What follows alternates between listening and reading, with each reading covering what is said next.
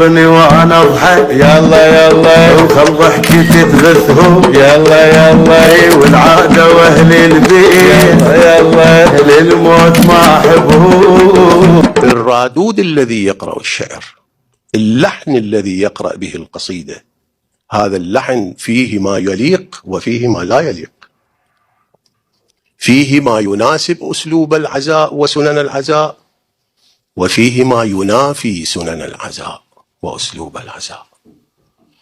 إذا أراد أن يسجل القصيدة ماذا يخلط في هذه القصيدة من مؤثرات صوتية؟ إذن كل شيء حتى في الخدمة فيه حلال وفيه حرام.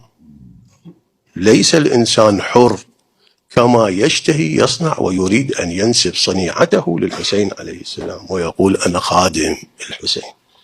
هل الحسين يبيح ألحان الغناء؟ هل الحسين يبيح ألحان الموسيقى، أصوات الموسيقى؟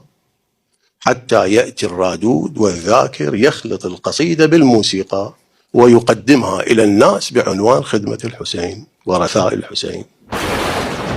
إذن المسار خطير ينبغي الالتفات إليه، وفي هذا المسار أكو حلال وأكو حرام. لا يمكن خدمة الحسين بالحرام.